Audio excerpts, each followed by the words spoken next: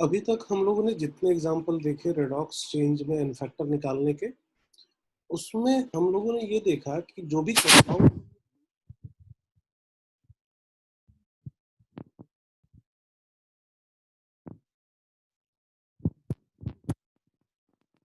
दोनों एक ही साथ नहीं होगा, या तो ऑक्सीडेशन होगा या फिर रिडक्शन होगा। दोनों एक साथ नहीं हो रहे हैं, एक साथ अगर होते हैं तो उसके लिए अलग तरीका होता है।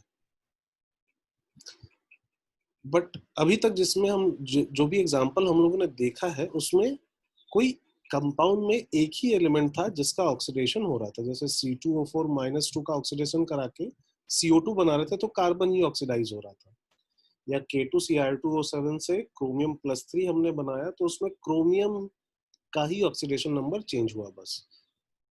बट ऐसे भी क्वेश्चंस होते हैं जिसमें एक से ज्यादा एलिमेंट का ऑक्सीडेशन हो जाए या एक से ज्यादा एलिमेंट का रिडक्शन हो जाए।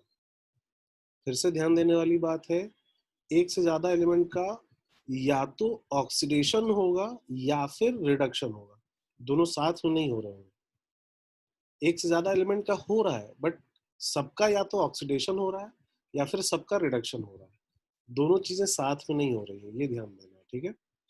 जैसे एग्जांपल अगर ले FeS, इसको हमने ऑक्सीडाइज करके कन्वर्ट कर दिया, बना दिया Fe+3 और SO2। FeS में अगर देखें तो यहाँ आयरन +2 स्टेट में है और सल्फर -2 स्टेट में है। आयरन +2 से चला गया +3 में, आयरन का ऑक्सीडेशन हो गया। बट सल्फर -2 से चला गया +4 में, तो सल्फर का भी ऑक्सीडेशन हो गया। तो इस कंपाउंड में दोनों एलिमेंट्स का ऑक्सीडेशन हो रहा है, आयरन का भी हो रहा है और सल्फर का भी हो रहा है। आयरन +2 से +3 में जा रहा है तो एक आयरन में 1 यूनिट का चेंज आ रहा है।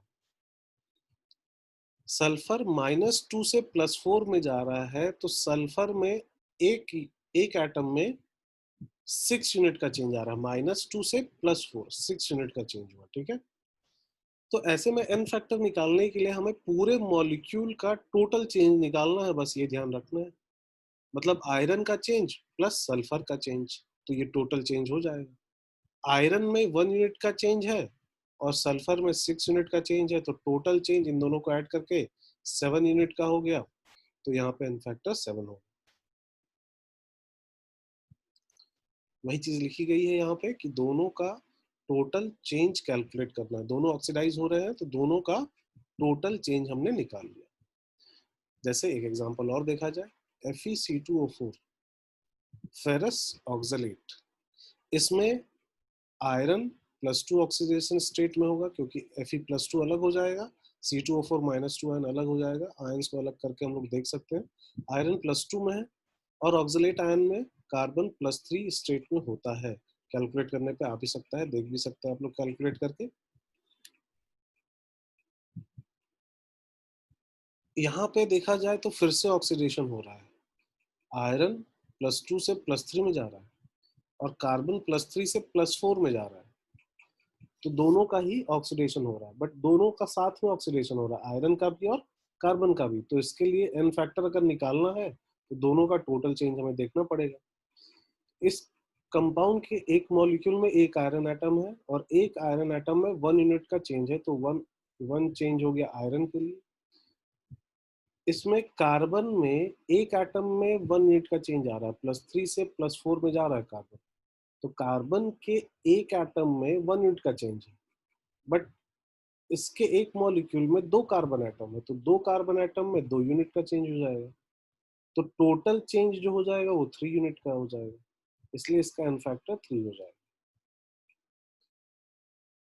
वही अगर हम लोग बात करें Fe2C2O4 थ्राइस फेरिक ऑक्सलेट, तो यहाँ पे C2O4 -2 तीन आयन ऑक्सलेट आयन मिलेंगे, तो -6 चार्ज वहां से मिला तो +6 चार्ज यहाँ होना चाहिए, मतलब आयरन यहाँ पे +3 ऑक्सीडेशन स्टेट में होना चाहिए। ये है फेरिक ऑक्सलेट, आयरन +3 में है। आयरन का +3 मैक्सिमम है। अब इसको अगर ऑक्सीडाइज करेंगे तो आयरन तो ऑक्सीडाइज हो नहीं सकता, वो तो +3 में था, +3 में ही रह जाएगा। ऑक्सीडाइज कौन होगा, तो कार्बन। जो +3 में था वो जाएगा +4 में, कार्बन +3 स्टेट से चला जाएगा +4 स्टेट में।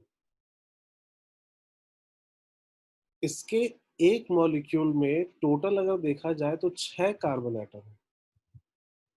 एक कार्बन एटम में 1 यूनिट का चेंज, तो 6 कार्बन एटम में 6 यूनिट का चेंज, एन फैक्टर 6।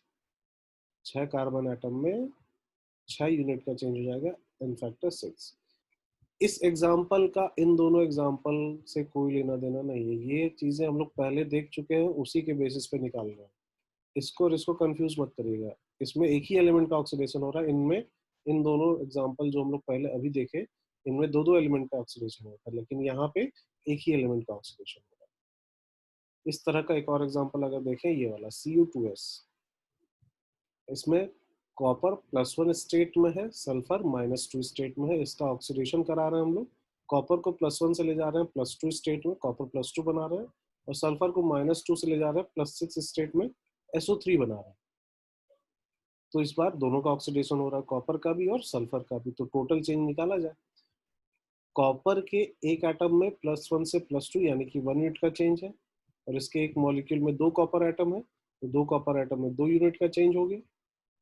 और सल्फर -2 से जा रहा है +6 में, तो एक सल्फर एटम में 8 यूनिट का चेंज है, और इसके एक मॉलिक्यूल में एक ही सल्फर एटम है, तो सल्फर की वजह से 8 यूनिट का चेंज, और कॉपर की वजह से 2 यूनिट का चेंज, तो टोटल चेंज 10 यूनिट का हो गया, एन फैक्टर इसका 10 हो गया।